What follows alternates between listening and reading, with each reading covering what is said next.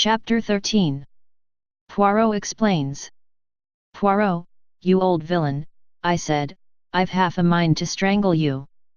What do you mean by deceiving me as you have done?" We were sitting in the library. Several hectic days lay behind us. In the room below, John and Mary were together once more, while Alfred Inglethorpe and Miss Howard were in custody. Now at last, I had Poirot to myself, and could relieve my still burning curiosity. Poirot did not answer me for a moment, but at last he said, "I did not deceive you, Monday Ami. At most, I permitted you to deceive yourself." "Yes, but why?" "Well, it is difficult to explain. You see, my friend, you have a nature so honest, and a countenance so transparent, that enfin, to conceal your feelings is impossible. If I had told you my ideas, the very first time you saw Mr. Alfred Inglethorpe, that astute gentleman would have in your so expressive idiom smelt a rat. And then, bon jour to our chances of catching him. I think that I have more diplomacy than you give me credit for." "My friend," besought Poirot, "I implore you, do not enrage yourself. Your help has been of the most invaluable.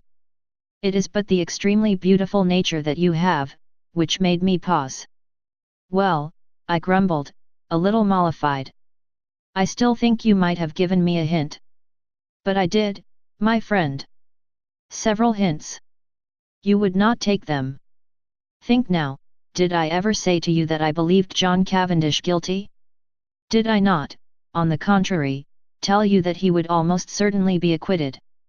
Yes, but and did I not immediately afterwards speak of the difficulty of bringing the murderer to justice? Was it not plain to you that I was speaking of two entirely different persons?" "No," I said, "it was not plain to me." "Then again," continued Poirot, "at the beginning, did I not repeat to you several times that I didn't want Mr. Inglethorpe arrested now? That should have conveyed something to you. Do you mean to say you suspected him as long ago as that?" "Yes. To begin with, whoever else might benefit by Mrs. Inglethorpe's death, her husband would benefit the most. There was no getting away from that. When I went up to Styles with you that first day, I had no idea as to how the crime had been committed, but from what I knew of Mr. Inglethorpe I fancied that it would be very hard to find anything to connect him with it. When I arrived at the chateau, I realized at once that it was Mrs. Inglethorpe who had burnt the wool, and there, by the way, you cannot complain, my friend, for I tried my best to force on you the significance of that bedroom fire in midsummer." "Yes, yes," I said impatiently. "Go on."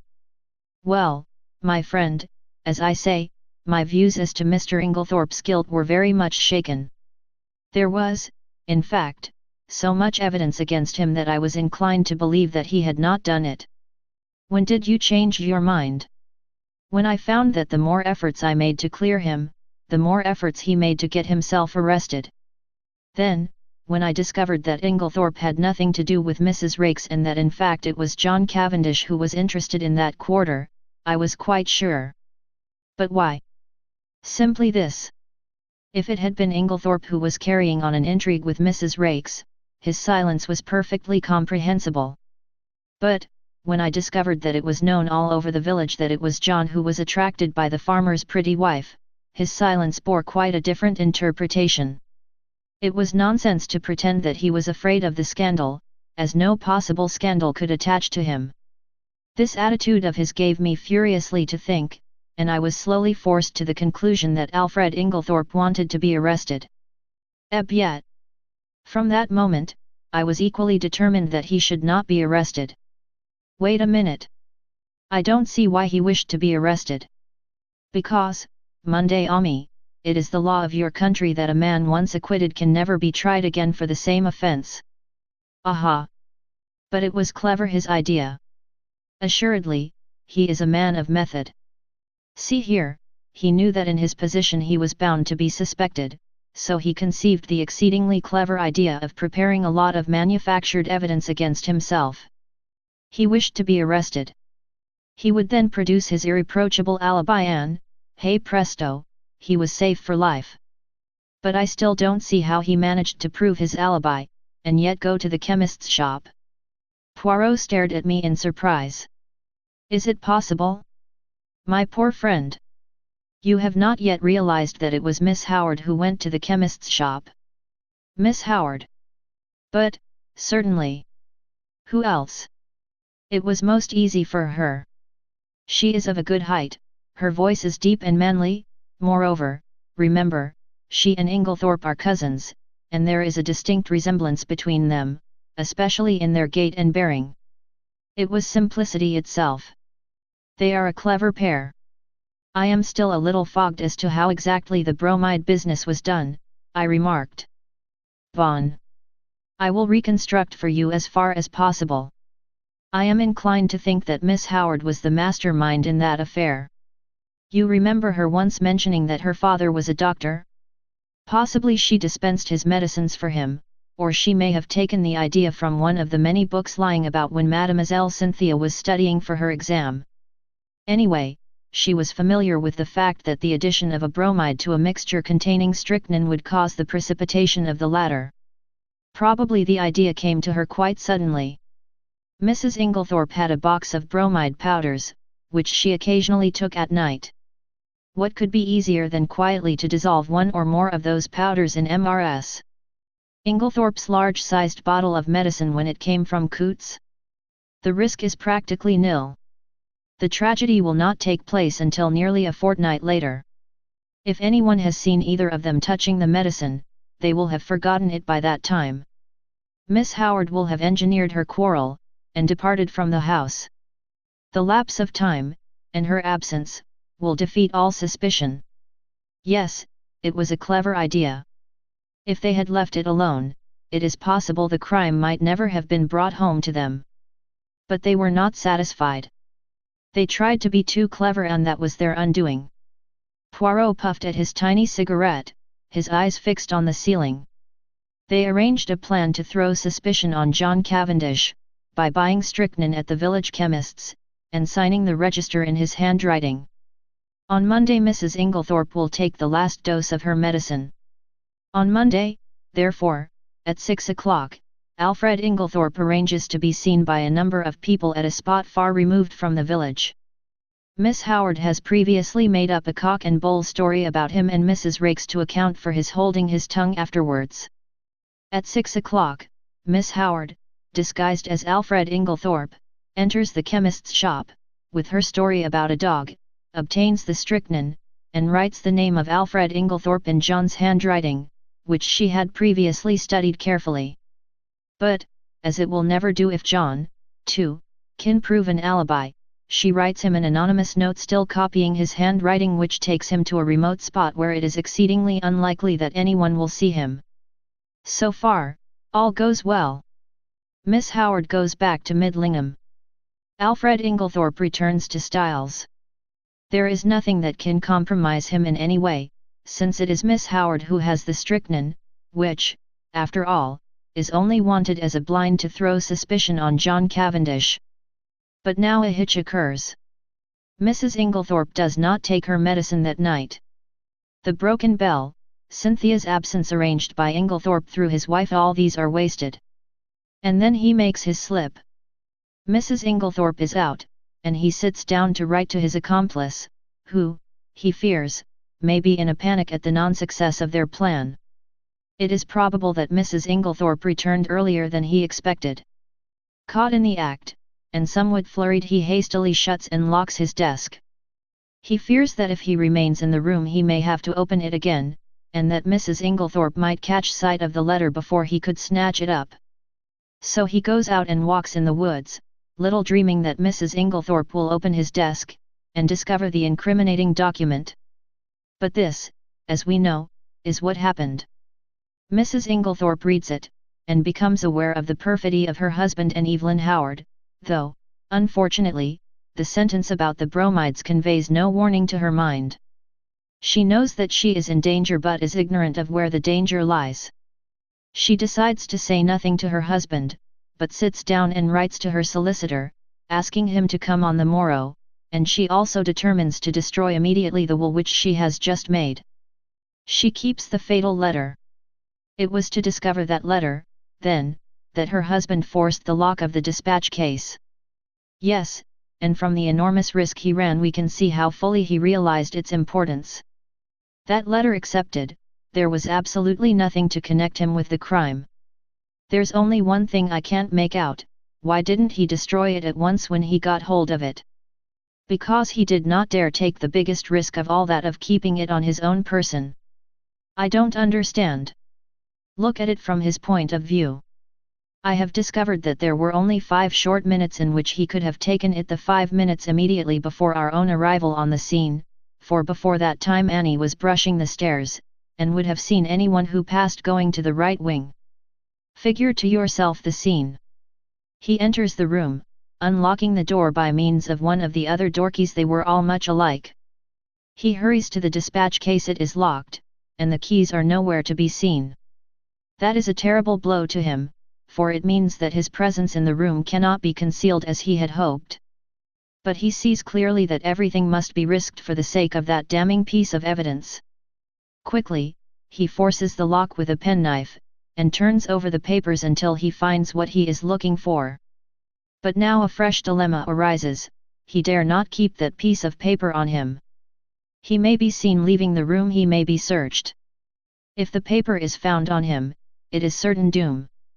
Probably, at this minute, too, he hears the sounds below of Mr. Wells and John leaving the boudoir. He must act quickly. Where can he hide this terrible slip of paper? The contents of the waste paper basket are kept, and in any case, are sure to be examined. There are no means of destroying it, and he dare not keep it. He looks round, and he sees, what do you think, Monday Ami? I shook my head. In a moment, he has torn the letter into long thin strips, and rolling them up into spills he thrusts them hurriedly in amongst the other spills in the vase on the mantelpiece. I uttered an exclamation. No one would think of looking there, Poirot continued. And he will be able, at his leisure, to come back and destroy this solitary piece of evidence against him. Then, all the time, it was in the spill vase in Mrs. Inglethorpe's bedroom, under our very noses. I cried. Poirot nodded. Yes, my friend. That is where I discovered my last link, and I owe that very fortunate discovery to you. To me? Yes. Do you remember telling me that my hand shook as I was straightening the ornaments on the mantelpiece? Yes, but I don't see. No, but I saw. Do you know, my friend, I remembered that earlier in the morning, when we had been there together, I had straightened all the objects on the mantelpiece. And, if they were already straightened, there would be no need to straighten them again, unless, in the meantime, someone else had touched them.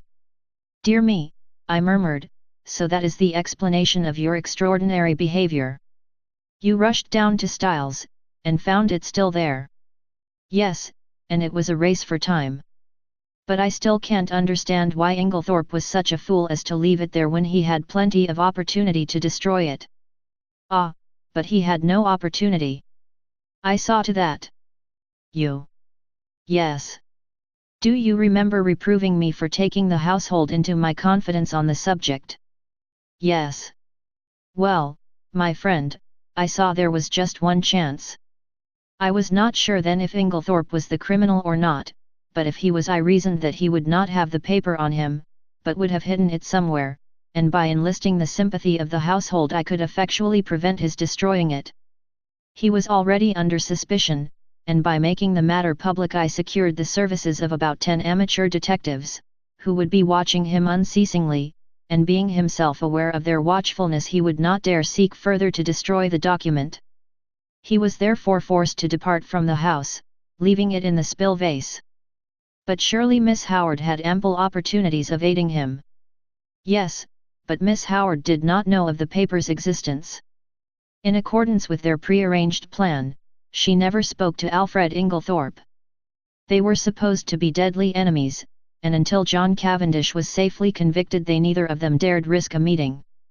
Of course I had a watch kept on Mr. Inglethorpe, hoping that sooner or later he would lead me to the hiding place. But he was too clever to take any chances. The paper was safe where it was, since no one had thought of looking there in the first week, it was not likely they would do so afterwards. But for your lucky remark, we might never have been able to bring him to justice. I understand that now, but when did you first begin to suspect Miss Howard? When I discovered that she had told a lie at the inquest about the letter she had received from Mrs. Inglethorpe. Why, what was there to lie about? You saw that letter? Do you recall its general appearance? Yes, more or less. You will recollect, then, that Mrs. Inglethorpe wrote a very distinctive hand, and left large clear spaces between her words. But if you look at the date at the top of the letter you will notice that July 17th is quite different in this respect. Do you see what I mean? No, I confessed, I don't. You do not see that that letter was not written on the 17th, but on the 7th, the day after Miss Howard's departure? The one was written in before the 7 to turn it into the 17th. But why? That is exactly what I asked myself. Why does Miss Howard suppress the letter written on the 17th, and produce this faked one instead? Because she did not wish to show the letter of the 17th. Why, again? And at once a suspicion dawned in my mind. You will remember my saying that it was wise to beware of people who were not telling you the truth. And yet, I cried indignantly, after that, you gave me 2 reasons why Miss Howard could not have committed the crime. And very good reasons too, replied Poirot. For a long time they were a stumbling block to me until I remembered a very significant fact, that she and Alfred Inglethorpe were cousins. She could not have committed the crime single-handed, but the reasons against that did not debar her from being an accomplice. And, then, there was that rather over-vehement hatred of hers. It concealed a very opposite emotion. There was, undoubtedly, a tie of passion between them long before he came to Styles. They had already arranged their infamous plot that he should marry this rich, but rather foolish old lady, induce her to make a will leaving her money to him, and then gain their ends by a very cleverly conceived crime. If all had gone as they planned, they would probably have left England, and lived together on their poor victim's money. They are a very astute and unscrupulous pair. While suspicion was to be directed against him, she would be making quiet preparations for a very different denouement. She arrives from Midlingham with all the compromising items in her possession. No suspicion attaches to her. No notice is paid to her coming and going in the house. She hides the strychnine and glasses in John's room. She puts the beard in the attic. She will see to it that sooner or later they are duly discovered. I don't quite see why they tried to fix the blame on John, I remarked. It would have been much easier for them to bring the crime home to Lawrence. Yes, but that was mere chance. All the evidence against him arose out of pure accident. It must, in fact, have been distinctly annoying to the pair of schemers. His manner was unfortunate, I observed thoughtfully. Yes. You realize, of course, what was at the back of that? No. You did not understand that he believed Mademoiselle Cynthia guilty of the crime? No, I exclaimed, astonished. Impossible. Not at all. I myself nearly had the same idea. It was in my mind when I asked Mr. Wells that first question about the will. Then there were the bromide powders which she had made up, and her clever male impersonations, as Dorcas recounted them to us. There was really more evidence against her than anyone else. You are joking, Poirot. No. Shall I tell you what made Monsieur Lawrence turn so pale when he first entered his mother's room on the fatal night? It was because, whilst his mother lay there, obviously poisoned, he saw, over your shoulder, that the door into Mademoiselle Cynthia's room was unbolted. But he declared that he saw it bolted. I cried. Exactly, said Poirot dryly. And that was just what confirmed my suspicion that it was not. He was shielding Mademoiselle Cynthia. But why should he shield her? Because he is in love with her. I laughed. There, Poirot, you are quite wrong. I happen to know for a fact that, far from being in love with her, he positively dislikes her. Who told you that, Monday Ami? Cynthia herself. La pauvre petite. And she was concerned. She said that she did not mind at all. Then she certainly did mind very much, remarked Poirot. They are like that les femmes. What you say about Lawrence is a great surprise to me, I said. But why? It was most obvious. Did not Monsieur Lawrence make the sour face every time Mademoiselle Cynthia spoke and laughed with his brother? He had taken it into his long head that Mademoiselle Cynthia was in love with Monsieur John. When he entered his mother's room, and saw her obviously poisoned, he jumped to the conclusion that Mademoiselle Cynthia knew something about the matter. He was nearly driven desperate. First he crushed the coffee cup to powder under his feet, remembering that she had gone up with his mother the night before, and he determined that there should be no chance of testing its contents. Thenceforward, he strenuously, and quite uselessly, upheld the theory of death from natural causes. And what about the extra coffee cup? I was fairly certain that it was Mrs. Cavendish who had hidden it, but I had to make sure. Monsieur Lawrence did not know at all what I meant, but, on reflection, he came to the conclusion that if he could find an extra coffee cup anywhere his lady love would be cleared of suspicion. And he was perfectly right. One thing more. What did Mrs. Inglethorpe mean by her dying words? They were, of course, an accusation against her husband. Dear me, Poirot, I said with a sigh, I think you have explained everything. I am glad it has all ended so happily. Even John and his wife are reconciled. Thanks to me. How do you mean thanks to you?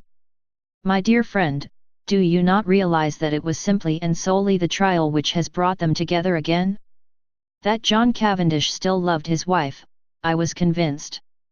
Also, that she was equally in love with him. But they had drifted very far apart. It all arose from a misunderstanding. She married him without love. He knew it. He is a sensitive man in his way, he would not force himself upon her if she did not want him. And, as he withdrew, her love awoke. But they are both unusually proud, and their pride held them inexorably apart. He drifted into an entanglement with Mrs. Raikes, and she deliberately cultivated the friendship of Dr. Bauerstein. Do you remember the day of John Cavendish's arrest, when you found me deliberating over a big decision? Yes, I quite understood your distress. Pardon me, Monday Ami, but you did not understand it in the least. I was trying to decide whether or not I would clear John Cavendish at once.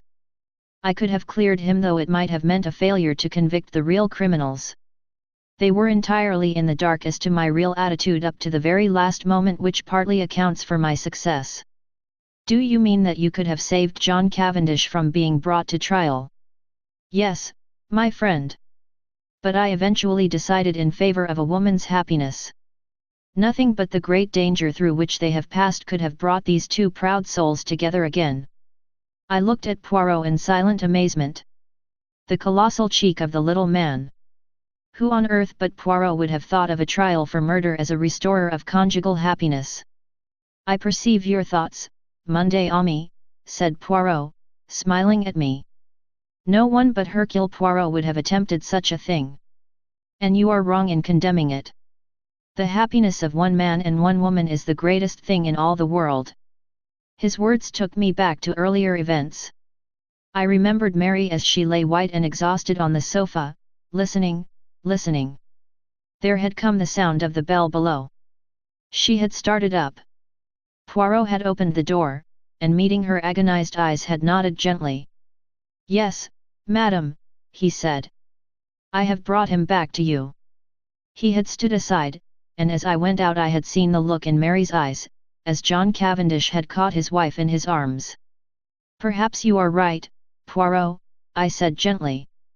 Yes, it is the greatest thing in the world. Suddenly, there was a tap at the door, and Cynthia peeped in.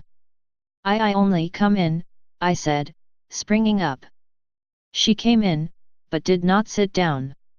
I only wanted to tell you something, yes.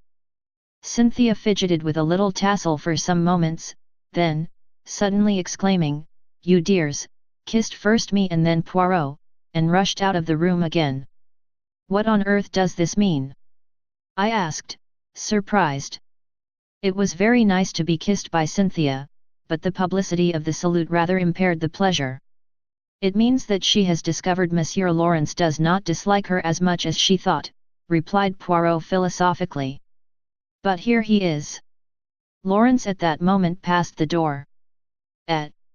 Monsieur Lawrence, called Poirot. We must congratulate you, is it not so? Lawrence blushed, and then smiled awkwardly.